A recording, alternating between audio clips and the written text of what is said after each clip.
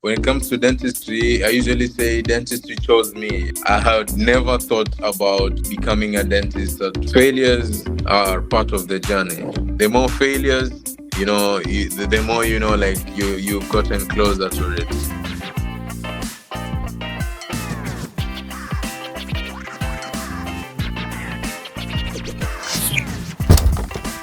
Welcome back to another exciting episode of the Business Narrative. Today, we have a dentist who has a very diverse experience working in Sudan, then Uganda, and now he's practicing in Kenya. And he is a mission driven entrepreneur. He is none other than Dr. Saeed. Dr. Saeed, thank you so much for your precious time. Oh, thank you very much. I'm glad that I'm here. I have joined you guys in today's podcast, the business narrative. I'm really happy that people are out there that want to put the smiles on people's faces. The pleasure is all mine, Doc. So let's start conversation from here. Why did you choose dentistry over other typical careers? Like there was a mission behind it. Yeah, but no, for me on my side, I can say it was a little bit different.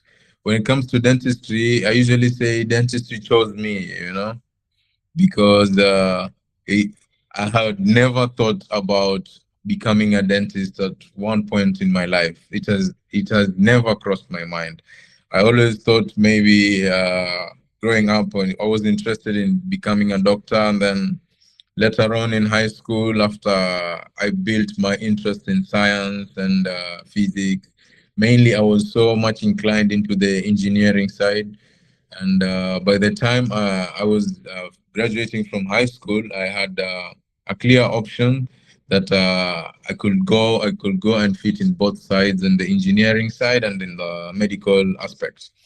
So joining uni at first, I was still same university gave me two acceptance letters, one for engineering, School of Engineering, and then one for School of Medicine.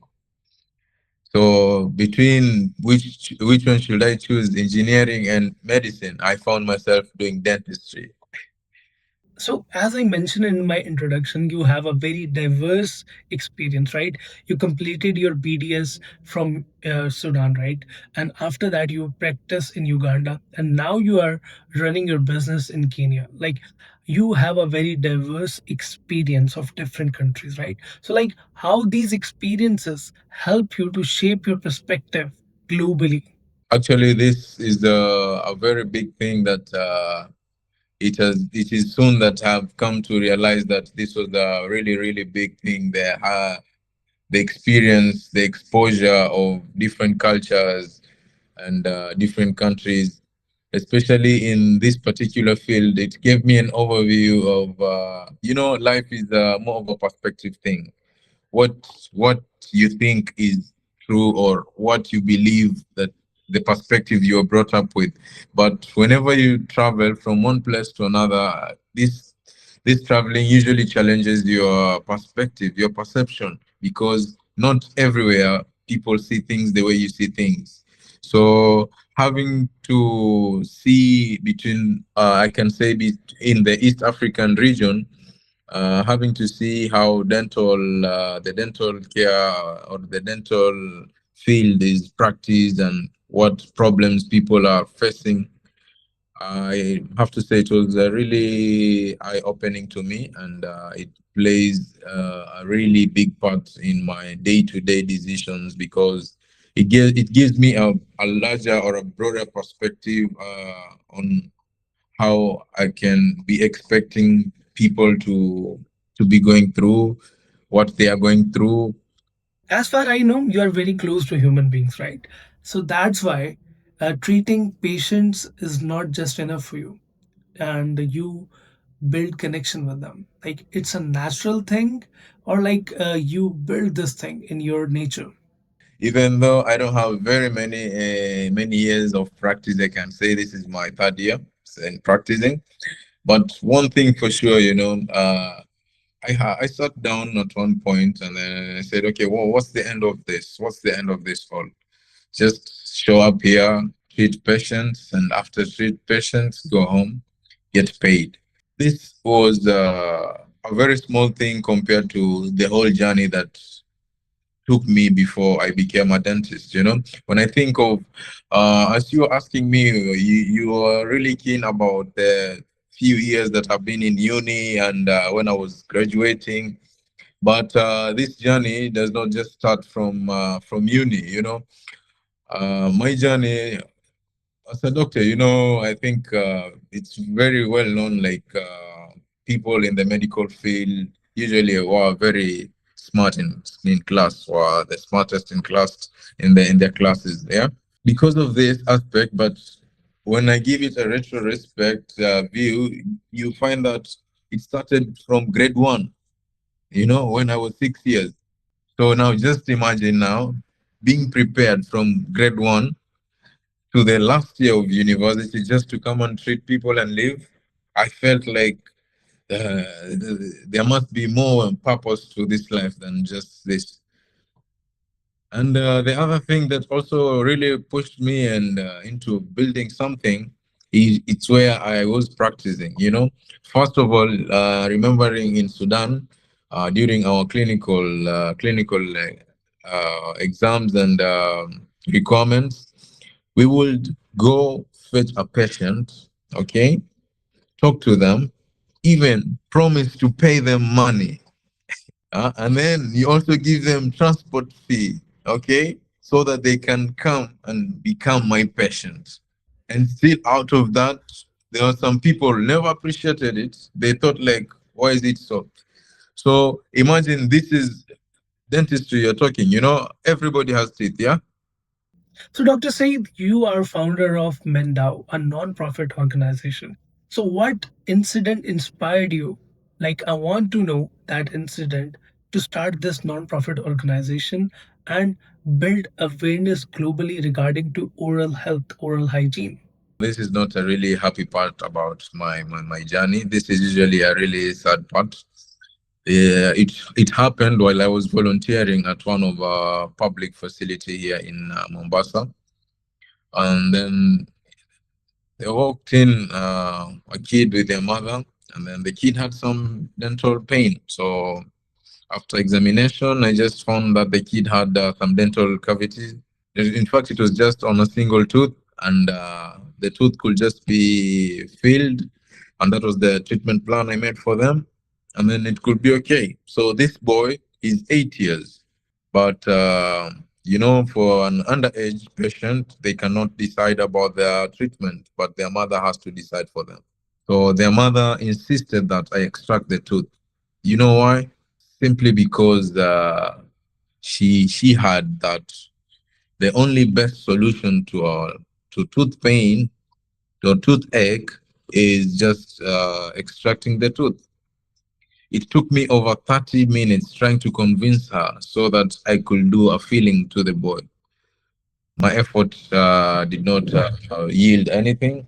And the sad part is that now, after all that, I had to remove that tooth. So I went home feeling very bad that I extracted a permanent tooth from an 8-year-old boy, and simply because I have to take the instructions from the mother, and the mother has no sane dental awareness. Okay, she's not aware about her oral health, but she made a decision that is going to impact this boy all throughout his life. So from there, I saw the need of creating awareness in the community, and that is where the Dr. Papi Foundation began, and where the idea came out, and did the registration.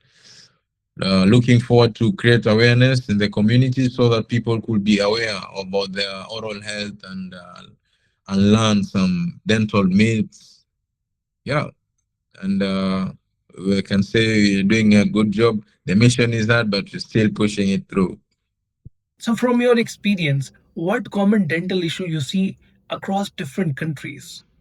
Basically, for my jurisdiction of studying and living, being just around East Africa, I can say it gave me a clear overview about how people take their oral health. And the sad thing that is common with all these people is that a dentist only crosses your mind when you're feeling pain. And that should not be the case. And the other thing is that in all these places that I've been, the number one decision, the decision maker about which treatment is going to be done is their financial capability. So you find that even if this is the best treatment, it doesn't matter. The choice of treatment is coming from my economic point of view. So if I am I feel like 1,000 is what I can afford, then I go for a treatment worth 1,000, not a treatment that I was supposed to get. To the contrary, with the other health sectors, whereby if right now you have an headache, you go there and then you're given some options, you'll definitely want to go for the best treatment possible, regardless of the amount of money that is going to be asked from you. But in dentistry, and here in Africa, it's a way around. People check at their pocket before they decide which treatment they're going to get. So it's a myth or reality that people think oral hygiene or oral treatment is not affordable. It's very expensive. Like, as a doctor, what do you have to say about this? What really showed me that a lot of people are not getting the proper treatment as required, it's because in Kenya we have a ratio of, okay, for every one tooth that is saved, 16 teeth are extracted. You know, for only one tooth that is going to be saved, like, okay, we do a filling or anything, we have 16 that have been lost, have been chopped off, like written off. So I feel that is a metric enough that shows people inclined to cheaper treatments. Sorry for the interruption, but can you explain what you mean when you say chopped off teeth? Like, it's a new terminology for me. Yeah. So when I say like a chopped tooth, I usually like to give my patients this picture so that they can really see the value of their tooth. Okay, when you're hurt, let's say you're playing and then you hurt your fingers and then you go to the doctor. Well, what is the first thing that usually you do? You go there like, doctor, I have my finger hurt. I need it to be fixed, yeah? But in dentistry, people approach it in a very different way. You might find someone coming in and they're already having a decision like, hey, doctor, I'm here to extract this tooth. Okay. Regardless of what you want to tell me about, I've already made a decision. I want this tooth gone. See, you see that point of view. And when I say chopped tooth, it's just like a written off property. There is no value for it. So you might find a tooth is healthy with there's little minimum tooth loss, and the bone like the gum is healthy, gum is healthy, the bone is healthy, but it's just taken off simply because the guy has pain, and it could be done by a small filling that is going to cost maybe $20. But why should I pay $20 and $4 can do the work? So just remove it. So, lastly, any message for those people who are struggling around? They want to do something in their life, but they are not getting the desired results. Any message from your previous experience? Failures are part of the journey. The more failures, the more like you've gotten closer to it. So what I can urge someone is, don't try to be someone, just be you. See what problem see what problem you can see in your community, in your society, and be the change that you want to see. Thank you so much, Dr. Saeed, for your precious time. And remember this, if you want to grow, if you want to excel in life or in business, you need to learn new skills. So keep learning, keep listening, and keep daring to take a step towards your goals. We will be going to meet you in another exciting episode. Till then, take care. Bye bye.